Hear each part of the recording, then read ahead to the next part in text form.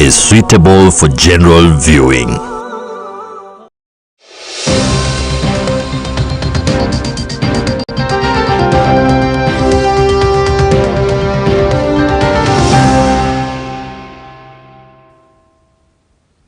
Assalamu alaikum wa rahmatullahi wa barakatuh. Thank you so much for staying with us here on Horizon TV. My name is Nadia Osman.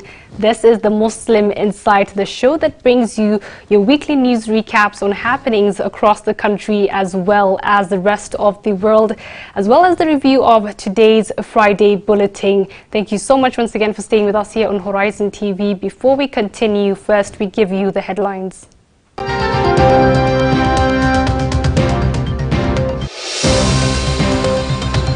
The only way we can increase production is having farmers who are happy.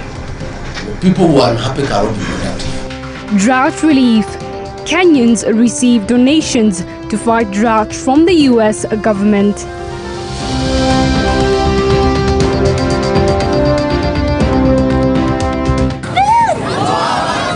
Iftar Walk 2023.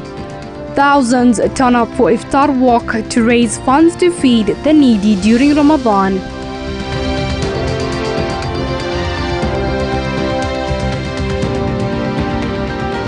How do you allow this? So it is really shocking to us. It is not something anybody can understand. The judges cannot explain to their 5-year-old kids what they have done. No to LGBTQ. Jamia Mosque, Nairobi opposes the Supreme Court judgment allowing LGBTQ rights of recognition.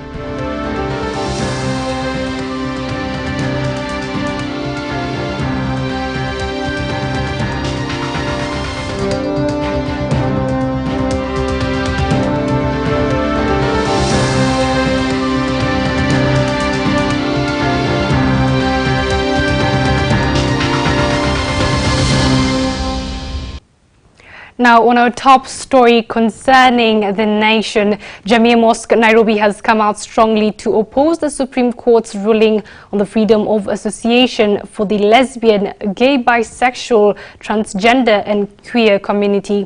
In a statement, Jamia Mosque Committee Secretary General Abdul Bari Hamid said the decision by 3 of the 5 Supreme Court judges to allow gays and lesbians to have legal recognition is shocking, unbecoming and totally unacceptable to Kenyans who value religion, cultural traditions and family relations.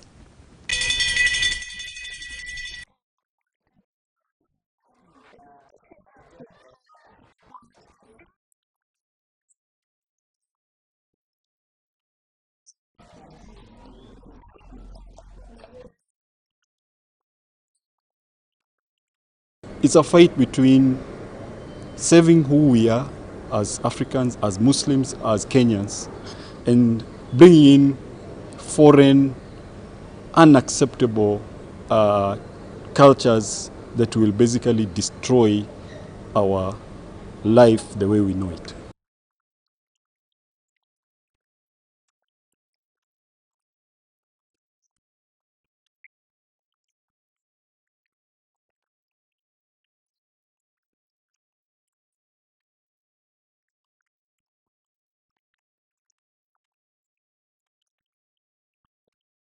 We urge all religious organizations, family-oriented organizations to come out very strongly, which they've already done, in condemning this ruling that is going to go against all African values and family values.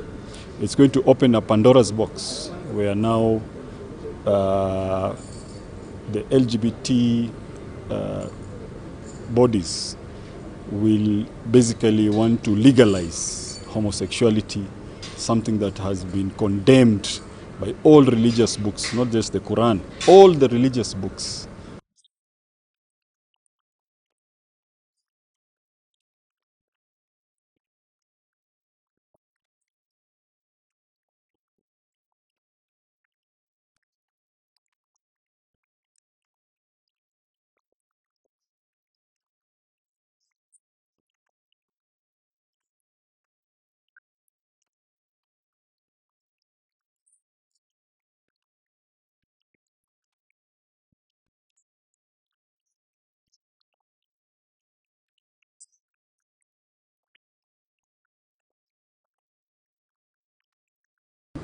If you already in the penal code, homosexuality is a criminal act.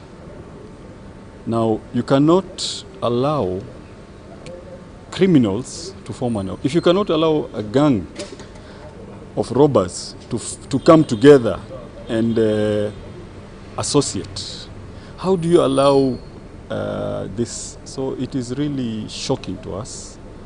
It is not something anybody can understand. The judges cannot explain to their 5-year-old kids what they have done.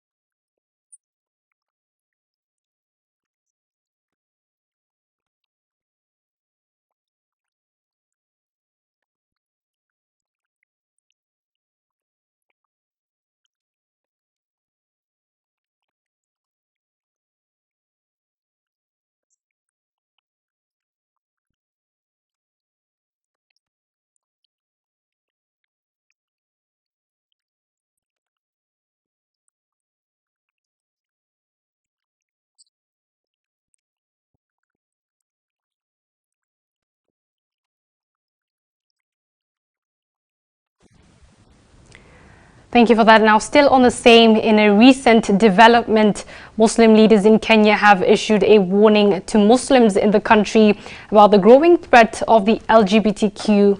Speaking at Jamia Mosque, Nairobi, during a lecture, Sheikh Mohammed Abdullah, the chaplain of the University of Nairobi, urged Muslims to take precautions to protect their families, especially their children, from what he termed as a growing danger.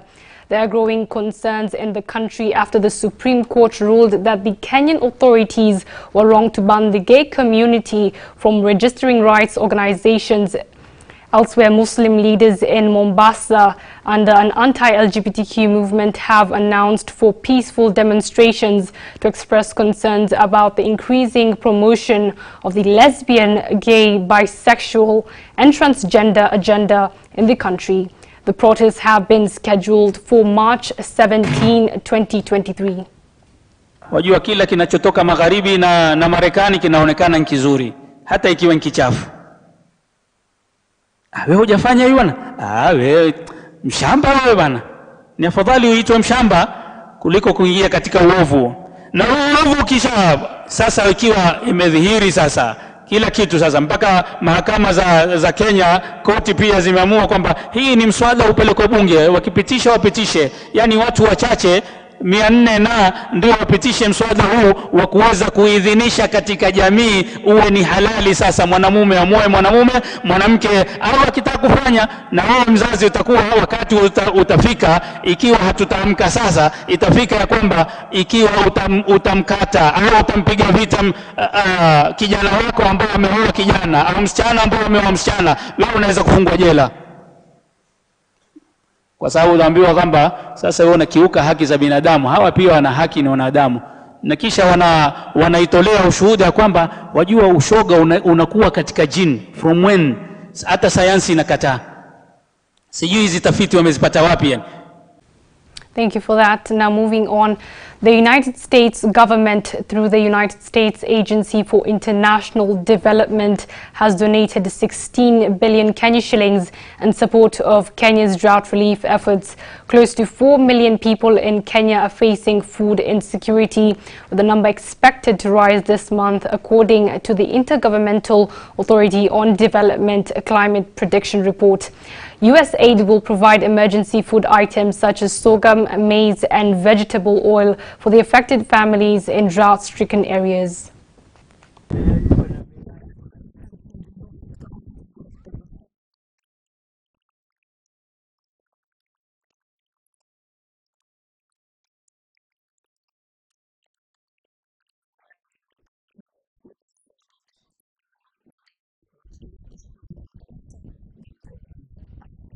we are looking at this cumulative impact of dry season. Even if we get these little rains in the coming season, how far are we going to be outside the drought?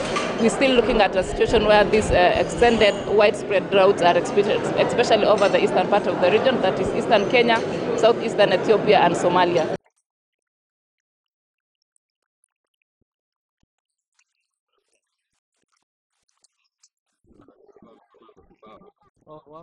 As Cabinet Secretary, under whose docket we have the Meteorological Department, is to say that we are living below par in terms of the potential of our Meteorological Department, and we are working to revamp the Meteorological Department.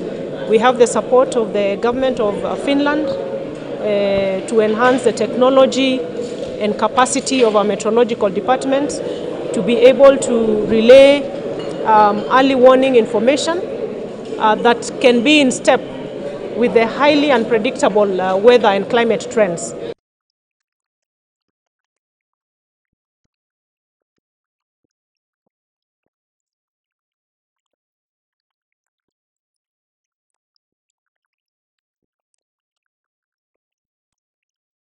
We believe in continuous engagement with stakeholders because you can't go wrong. The president is of the opinion, and rightly so, that a good idea should give way to a better idea, and a better idea ultimately must give way to the best idea. That you can only get through a stakeholder engagement.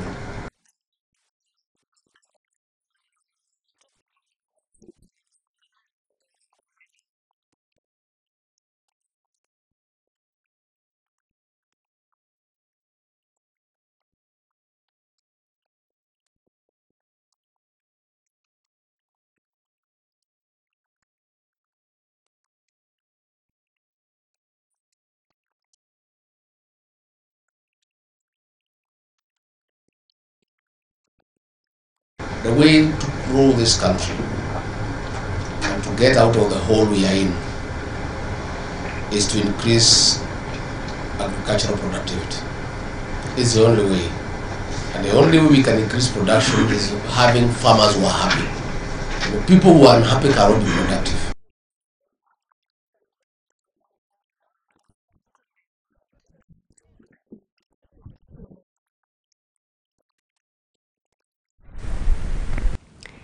Thank you for that. Now moving on, Horizon Analyst and Researchers Network has called on the President to declare the drought a national disaster. Speaking at a press briefing in Nairobi, Horizon Analyst and Researchers Network Executive Director Siad Jimali said 4.5 million Kenyans are food insecure and on the verge of starvation. According to the statement, the drought has turned the affected Kenyans into what they call climate refugees in their own country. According to Jimali, drought migration of livestock from the affected counties to the neighboring counties is causing clan clashes. Like most of the countries in the Horn of Africa, Kenya is currently facing the worst drought in decades. Kenya, especially Asal counties, had 5 failed rainfall seasons. Climate change and climate variability significantly contributed to this unprecedented and protracted ravaging drought and food insecurity. According to the latest data, a staggering 4.5 million people in arid and semi-arid areas are facing acute food insecurity and a significant increase of malnutrition rates. Meanwhile, livestock mortalities across the pastoral and marginal mixed farming zones have increased. This is driven by starvation, dehydration and diseases as a result of the ravaging drought, which is now on alarming rate. The drought migration of livestock from areas as far as Mandera, Wajir and even Garissa to counties like Kitui and its environs have caused clan clashes That's caused or left at least 10 people dead. Thank you for that. Now, thousands of Muslims turned up on Sunday for the iftar walk organized by HorizonTV Kenya, aimed at raising funds to feed the needy and the less fortunate families during the month of Ramadan in Nairobi and its environs. The iftar walk saw participants walk 8 kilometers from Adam's Masjid on Gong Road to Sarali Muslim Club in Nairobi. The event was organized by HorizonTV Kenya, a non-profit organization that works to elevate poverty and provide relief for the less fortunate.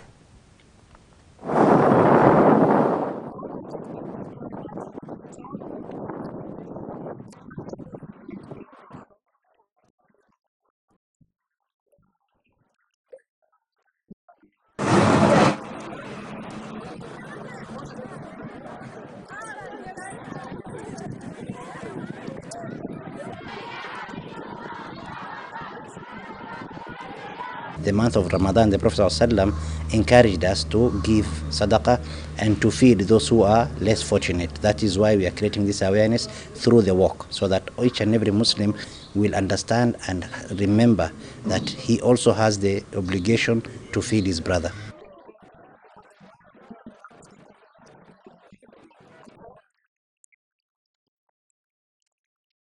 And what was the reward for you feeding a Muslim who is less fortunate is you will get his reward without taking anything from that person. So imagine if you fast you alone and you feed one family. If the family is comprised of 3, father, mother and a child, so you'll get the reward for fasting for 3 people.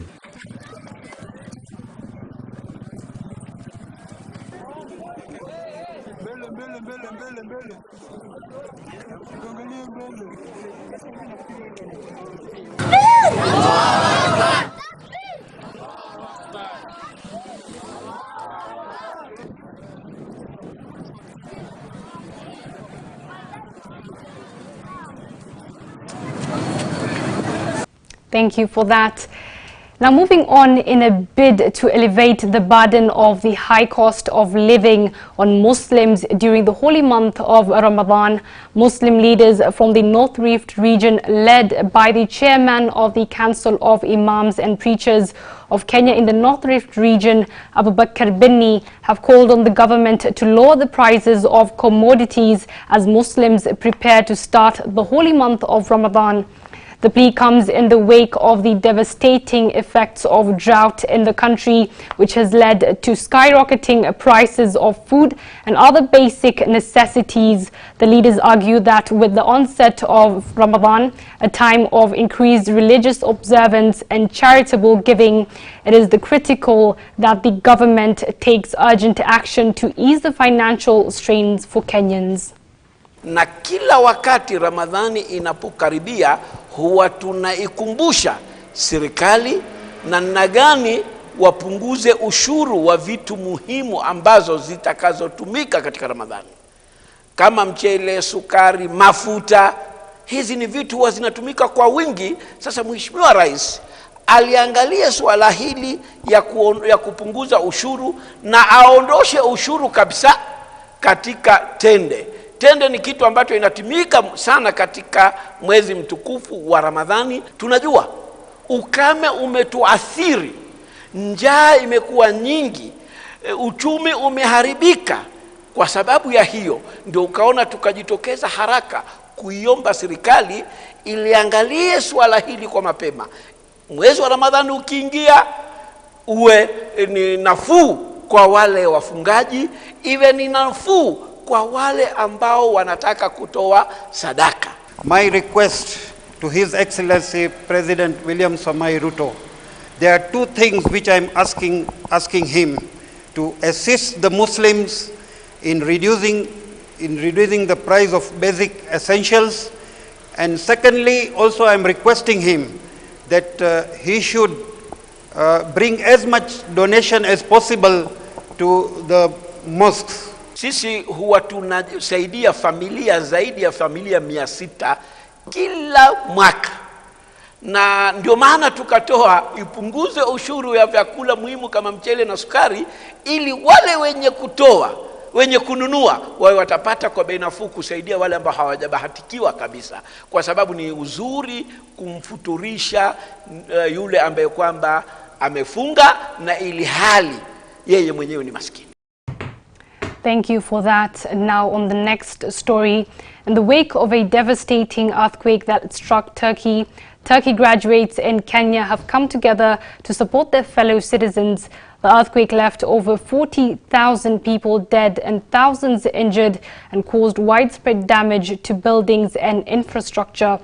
Turkey graduates in Kenya launched a fundraising campaign to support the earthquake victims. The campaign raised 2,050,000 Kenya shillings, which has been handed over to the Turkey ambassador to Kenya. The money will provide aid and assistance to those affected by the disaster.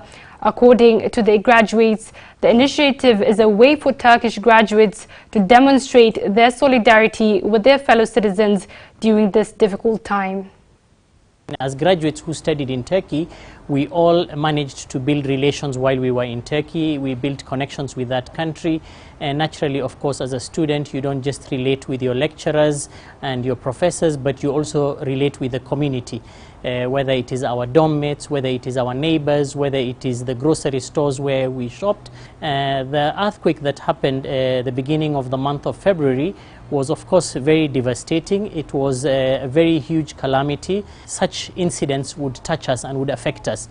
And as graduates, we share the pain that Turkey went through, and many of us had friends and relations who actually, some of them live in those regions. Some of our students, or rather our graduates, had studied in those cities. Therefore, we came together and we decided that it was important that we stand in solidarity with the government of the Republic of Turkey and the population, the people of Turkey. In that case, we thought the best thing to do was how can we contribute. We did prayer functions, and we also decided to contribute in terms of fundraising. We raised some money which we were able to present to the embassy today. Thank you for that. Now this last story brings us to the end of our news segment. My sincere apologies for the lack or the absence of our sign language interpreter. And once again, thank you so much for staying with us here on Horizon TV. We're going for a short break, but we will be back with the review of today's Friday Bulletin.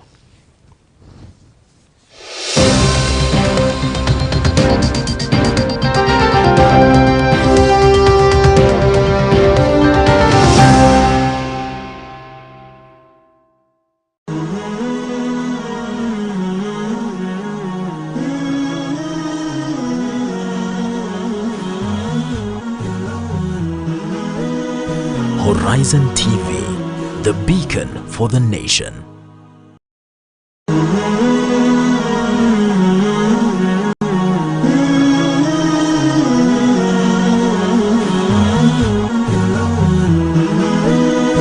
Horizon TV, the beacon for the nation. Verse of the day. أعوذ بالله من الشيطان الرجيم. بسم الله الرحمن الرحيم. ويوم نسير الجبال وترى الأرض بارزة وحشرناهم فلم نغادر منهم أحدا وعرضوا على ربك صفا لقد جئتمونا كما خلقناكم أول مرة بل زعمتم أن لن نجعل لكم موعدا.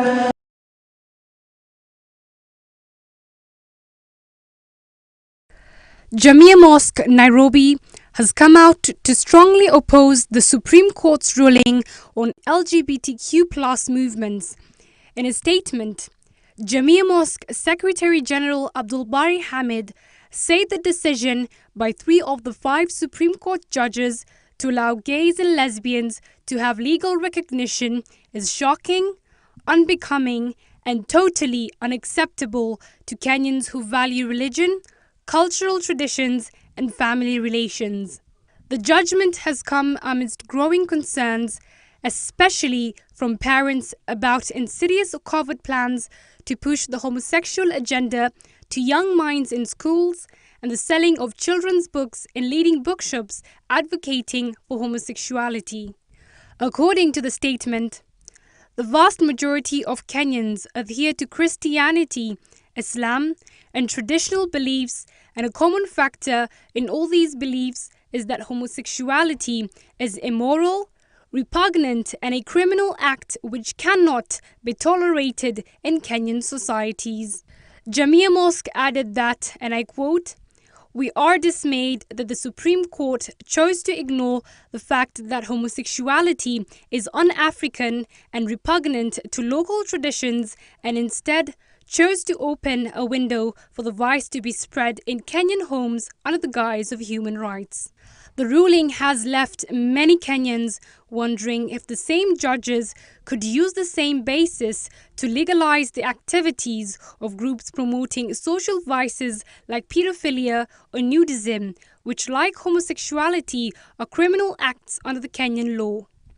The statement said, "The Muslim community will under no circumstance accept such a law which seeks to promote acts that are anathema to the beliefs of the vast majority of Kenyans.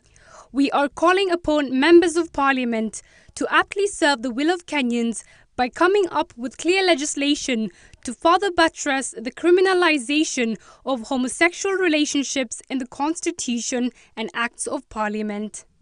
More so, we call upon His Excellency President William Ruto to unequivocally stand against these machinations whose ultimate goal is to decriminalize homosexual relationships.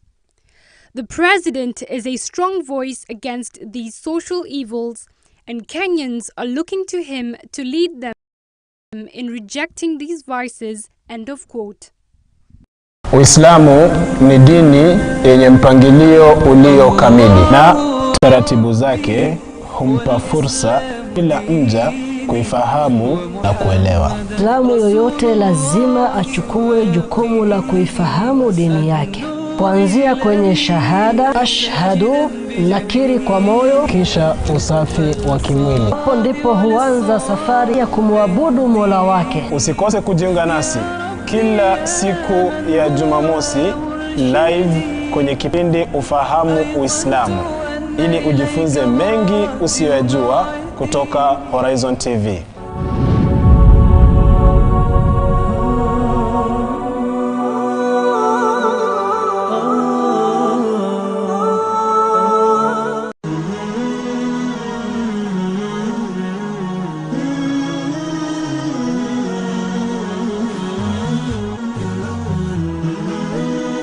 Horizon TV, the beacon for the nation.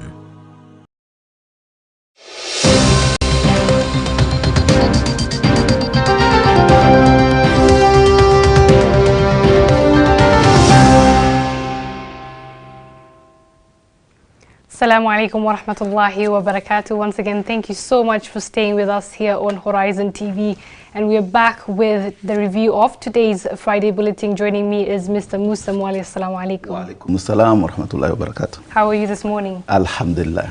Now we're going to the first topic, and I think this is a topic that is of growing concerns, especially not just to Muslims but to Kenyans in general. And this is the issue of the LGBTQ plus movement and them being allowed to register their organizations in the country. What would you tell us about this? Because this is a topic of national interest, I would say. Yeah, thank you very much, Akhti. And it's not just them being allowed to register, because someone would ask, what has registration to do with the whole concept of LGBTQI? It's giving them room and space to actually continue practicing the vice. Yes. And of course, this goes against our constitution, because under our constitution, within the marriage and family, it's defined that marriage is between two people of opposite gender who go into it willingly, and of course it could be monogamous or polygamous. But when it comes to the LGBTQI is about you know, a man and a man coming together as husband and wife and having a family, and a woman coming together as husband and wife. So that goes against our constitution.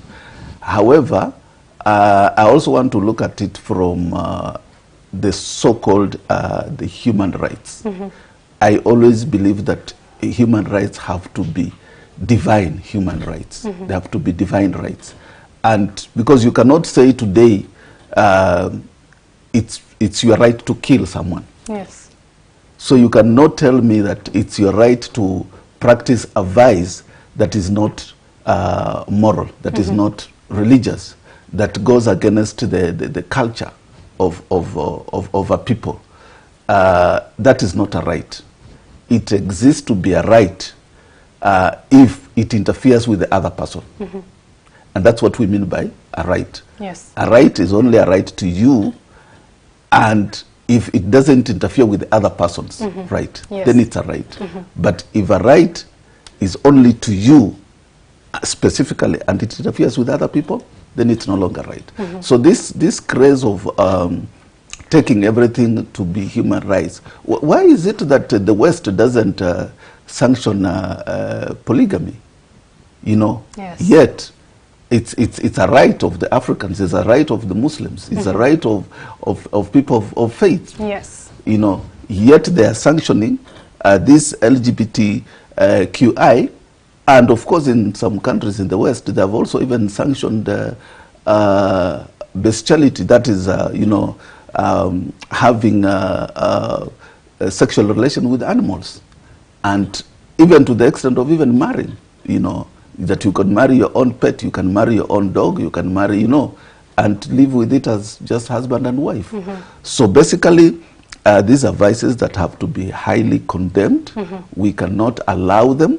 It's unfortunate that even the government, the state, or the president just came out the other day to condemn it. It should have been condemned the first day that happened. It should not have been allowed to happen in our country. Yes. Yeah, and for those judges who believe it's a right, I think it's high time maybe they gave out their own kids to such a movement. Let their kids, let their daughters get married to other women, and in the West, let their sons get married to other men in the West, but not here in Kenya. Yes. So how would they feel if their sons or daughters came to them and told them, Dad, I want to get married to this fellow man or to this fellow woman?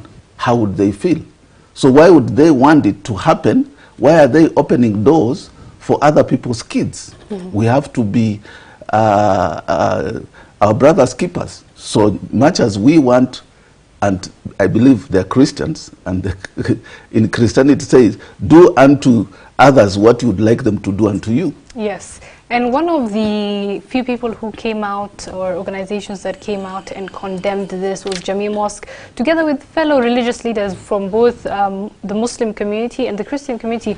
And in a statement released by Jamia Mosque, and they clearly state that this is against not just our African customs, but against our beliefs and our values and our religion.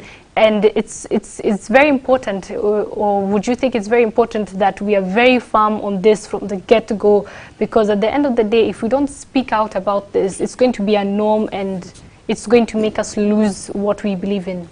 It should be. Actually, I expect that this week we should have a bill in Parliament outlawing this completely. It's not about just rhetorics. Yes. Let the government not lie to us by just coming through the media and saying we condemn this. Yes. What are they doing about it? What are the legislators doing about it? I know, of course, one member of Parliament has made a move. I mean, has said that they're going to bring this to Parliament. Yes. It should be done with the urgency it deserves, and this is something that should be fast-tracked. By next week, we should have even this law in place. Of course, following all the parliamentary procedures. Yes. So we cannot allow such a thing to exist or to even be thought of here. Yes, we appreciate that we have members of the community who are practicing it. But just like we have members of the community who are thieves and gangsters and robbers, it doesn't make robbery a right. Yes. So much as we appreciate that we have people who are doing it, but it's against the law. And it should remain against the law. And therefore, whoever is doing it should know that they will be punished. Yes. If they are caught by the law, they will serve, they will feel the full wrath of the law. Yes. So that's what we should do, and not give them room to practice that vice through a right of registering, because now they have registered. Tomorrow they will go to court and move to get married. Yes. And because they're indoctrinating our children through media, through several other channels, then kids will start telling us it's okay, because they have already started giving it names, disguising it into nice names instead of calling it the way it is. It's homosexuality. Yes. It's lesbianism, and it has nothing to do with the names that it's being christened for. Yes. Yes. And I like how you say this is not something that we should be thinking about passing. This is a law that should already be passed. Yes. Same as to our neighbors, Uganda, who recently did the same thing. They passed it, and if you're found, you face life imprisonment. Yeah. Now, moving on to the second page of today's Friday Bulletin, Muslims in Mombasa are going to be holding anti-gay protests, which are scheduled for March 17th. Would you think this is a good move for Muslims who should partake in such protests? It is, because one way of course, raising your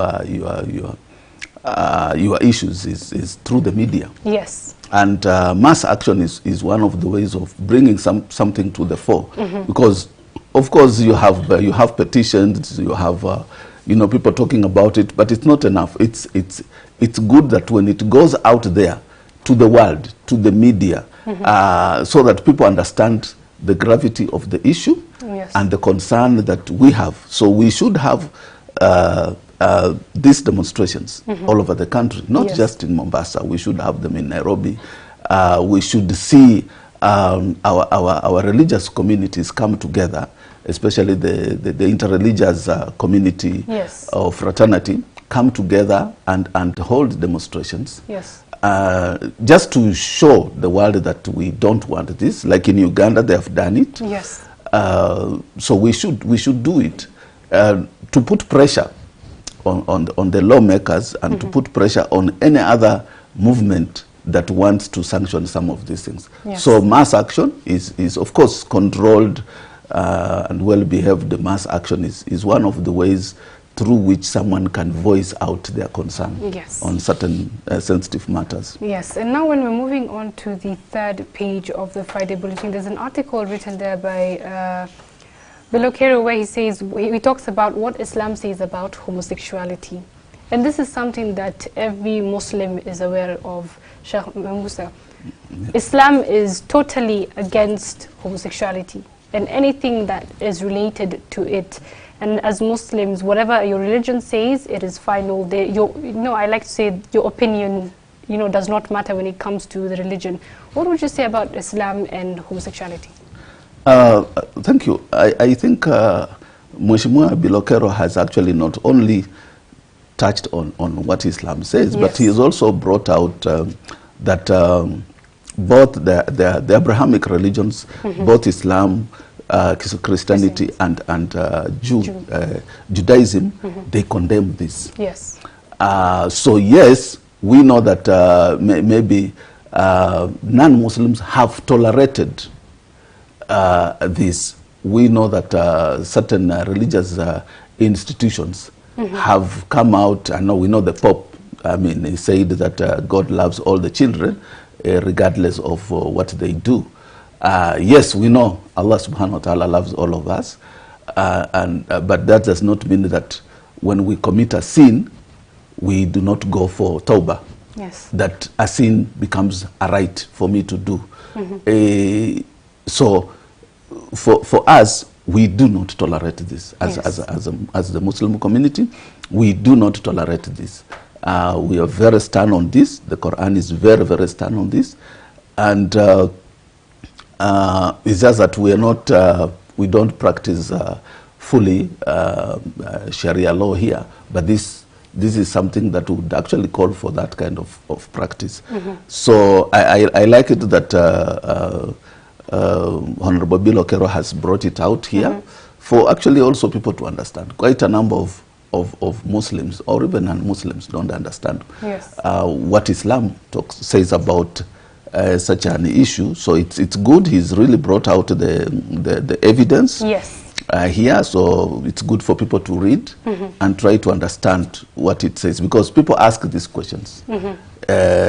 Is it okay? Is it, what does Islam say? So this is a good piece of article to read and get the evidence. Yes, and that article is found on the 3rd page of today's Friday Bulletin. Now moving on to the 4th page, and there's a reason why we are bringing all of this together. The next article is, how do I protect my children from homosexuality and, their influences? And unfortunate for what is going on right now is that when we're here, we're going to stand firm and we're going to stand against. But if we don't, as you said, put pressure, if we decide that we can allow this to happen, 10 years, 20 years, our kids are going to find this to be something that is normal. So as a parent, I know sometimes you can't be everywhere with your kids. You send them out to school, you don't know what they're learning in those schools. And they're outside here. As a parent, it's very important that we're vigilant with kids. What would you say about this, Mr. Musa? Well, thank you very much. I like this piece, and Hamza has brought out quite a number of issues. Yes. And I mentioned it elsewhere. I mean, I think yesterday when we were talking about this, that we, as parents, we should stop sponsoring our kids and start parenting them. Yes. And to parent a child is to constantly have a conversation with them, have a relationship with them, and know what they are going through, what they are consuming.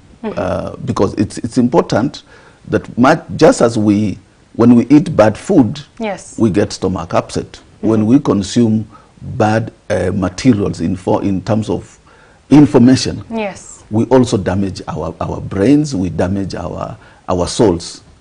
And some of these things are really easily accessible through social media. And that's why some of these kids get recruited, or they get curious and start practicing some of these things. So it's good to have candid conversations with our children. And in sexuality and reproductive health, we say when a child is old enough to ask a question, then they're old enough to know. When we used to ask those questions, where do kids come from, and we were told by our parents they come from the supermarket, that is misleading. It's good to, of course, censor, and it's good for parents to try to understand how to talk to their children on sensitive issues to do with sexuality and reproductive health. Because these kids are growing up, they are watching TV, they are seeing things, they are learning things from their peers in schools or in play groups. And they come home, if they do not have a conversation or relationship with you, they cannot ask you. When they ask outside, they are misled. Because they are told, we can actually practice so that you know what it is. So parents, as early as 3-4 years old children, they should start talking to them about some of this conversation. And of course, they should learn how to do it, what kind of information. The kind of information you share with a 12-year-old is not the same information you will share with a 4-year-old when they ask the same question. Or a 15-year-old, 18-year-old, and a 10-year-old. These are different types of information. So we should be involved, we should have discussions, we should educate our kids. And most importantly, of course, we should also remind them of Allah continuously in their life, the role religion, you know, the purpose of creation, and the purpose of them being created male, the purpose of them being created female, and what goes with that. Once they appreciate that, then they are able to know. But when you don't tell your child, when you talk in parables, your child does not understand. So when they do not understand, they will fall into problems, and then you later on you say, I did my best, I was talking to them. What kind of information are you sharing with your kids? So parents should stop sponsoring children and start parenting them. Thank you. And be involved in their life. Let them know their, you know, play friends, you know, friends they go with to school, friends they play with, you know, and sometimes you sit somewhere and watch and listen to the conversation the kids are talking about when they are playing, and you can come in and maybe give them with the correct information. And liaise also with teachers, because teachers get to discover a lot of things in our children. And as I mentioned, sometimes when you're told your child does this, you vehemently deny, and you tell the teacher, oh, my child can never do this, and you start hating the teacher. But the teacher has noticed that your child might be involved in certain things, or they are with certain groups that are not good. So let's have a communication and a relationship with the teachers, madrasa teachers, school teachers, you know, general, the friends of our children, and also become friends of those children. Yes. And now when you're talking about what you've mentioned about censoring what they watch and what they, you know, what they consume rather. Right now, the children that are being raised as of now are, what I'd say, raised or brought up with phones and television.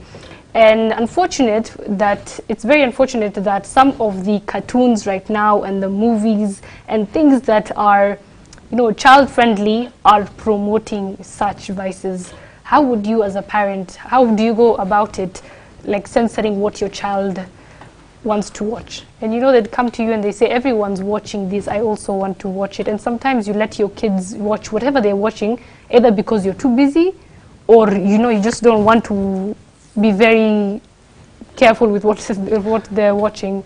And that's what we say, that's why we encourage parents to, even those cartoons, to watch those cartoons with the children. And you will notice that when you're watching a program with a child, especially maybe a 7, 8-year-old, there are certain scenes they will not want you to be there. Which means they know that that thing is not good. So when we watch some of these cartoons, even alone, we can always know what their agenda is, what they are promoting.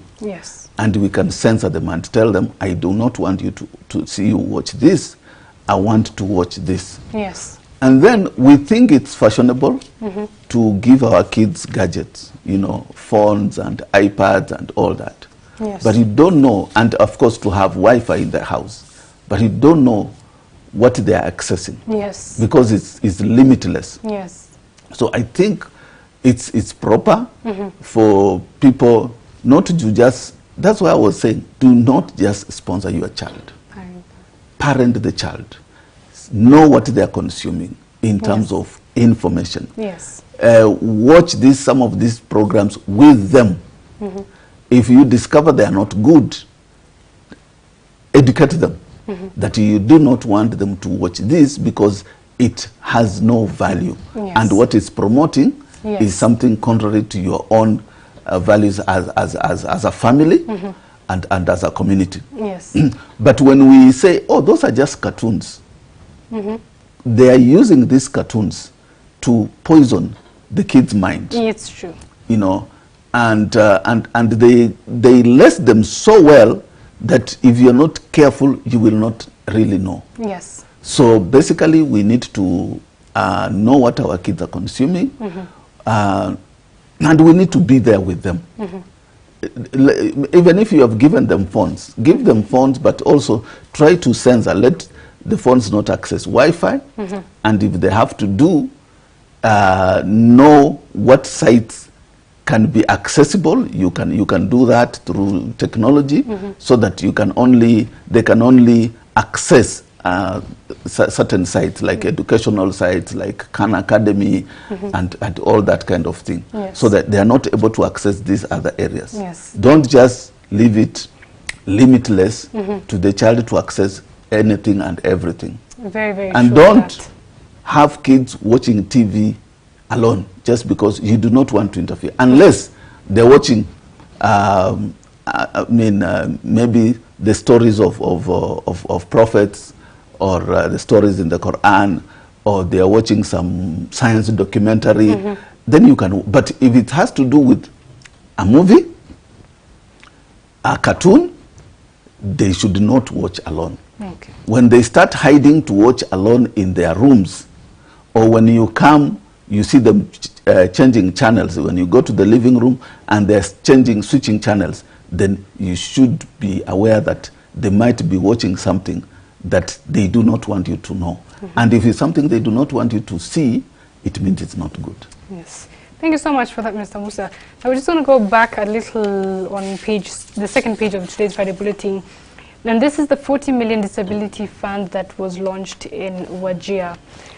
Mr. Musa, this is a fund that will be able to, assist persons with disabilities, and, it's going to expand opportunities for them as well. What would you say about this? Well, we've had quite a number of challenges with our community members who are enabled differently.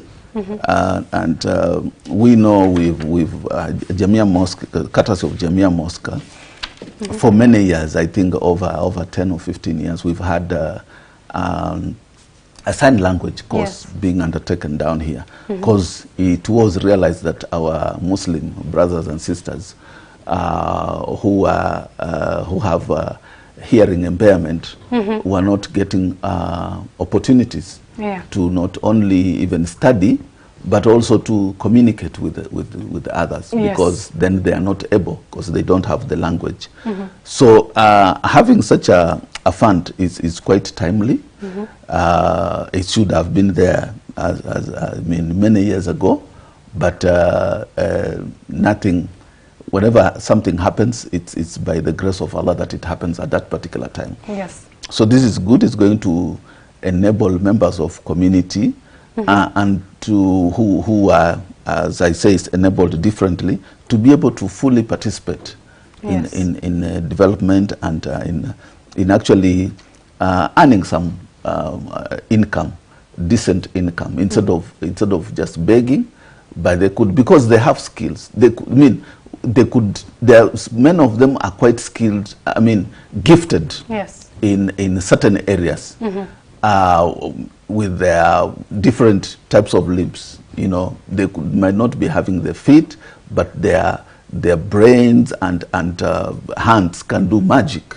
They might not have hands, but they can do other things. They might not have the sight, but they are really talented in other areas. So just giving them an opportunity to be able to realize some of these talents, giving them skills to be able to take care of themselves and maybe their loved ones, other than just depending on begging, it's quite good, because we are giving them a life. We are giving them decency. We are giving them humanity that they deserve to have, and not that pity that we have always had.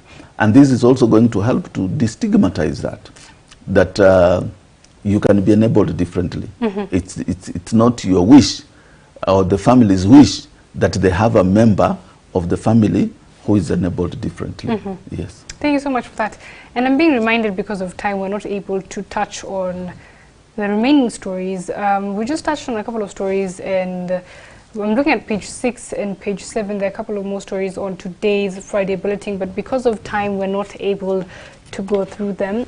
But once again, you can get your copy of today's Friday Bulletin around after, what time is it? Dhuhr? Yes, after Salah, after Juma Salah. Yes. And you'll be able to find the stories that we've talked about, as well as various more couple of stories that we are not able to touch on. Once again, Mr. Musa, thank you so much for coming in and always being there to take us through the Friday Bulletin, as well as educating and enlightening us on more of these issues.